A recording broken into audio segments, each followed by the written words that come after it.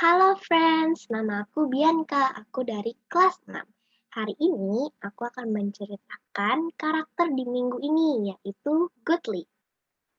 What is Goodly?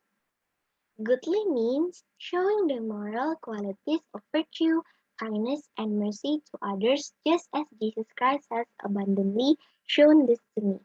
Atau dalam bahasa Indonesia, menunjukkan kualitas moral kebajikan, kebaikan, dan belas kasihan kepada orang lain sama seperti Yesus Kristus yang telah banyak menunjukkan ini kepada saya. Nah, friends, ini ada ayat Alkitab tentang karakter Goodly.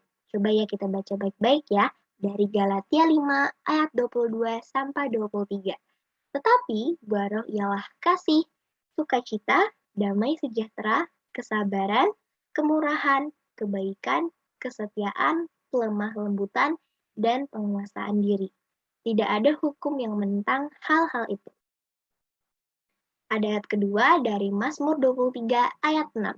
Kebajikan dan kemurahan belaka akan mengikuti aku seumur hidupku dan aku akan diam dalam rumah Tuhan sepanjang masa. Nah, friends, kira-kira contoh karakter Guti dalam Alkitab itu apa ya? Nah, contoh karakter Guti dalam Alkitab itu adalah orang Samaria yang baik hati. Friends, tahu nggak tentang cerita ini? Coba ya kita dengarkan baik-baik tentang orang Samaria yang baik hati. Pada suatu hari, ada seorang Yahudi yang turun dari Yerusalem ke Yeriko. Saat di tengah jalan, tiba-tiba ada seseorang yang merampoknya. Para perampok itu merampoknya habis-habisan dan memukulnya sampai badannya dipenuhi luka. Dan ia ditinggalkan sampai setengah mati. Kebetulan, ada seorang imam yang turun dari jalan itu dan melihat orang Yahudi itu. Tapi ia tidak menolongnya.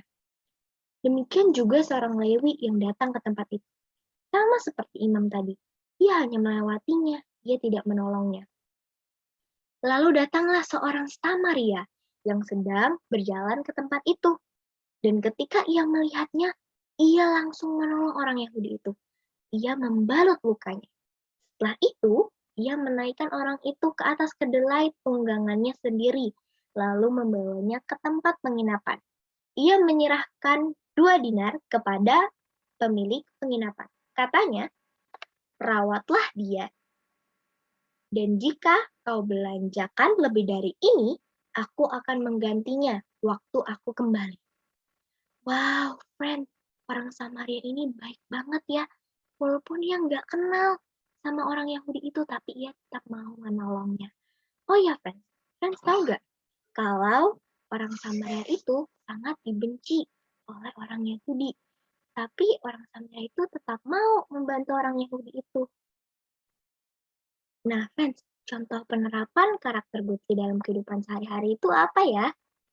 Nah, contoh karakternya ini ada yang pertama, memiliki sifat sopan, yang kedua, baik, bertanggung jawab, dan penuh kasih kepada sesama.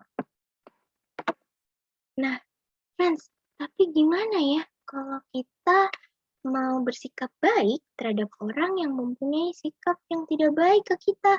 Apakah kita membalasnya dengan bersikap tidak baik juga?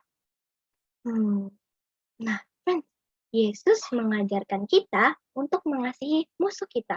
Tidak masalah apa yang orang lain lakukan terhadap kita.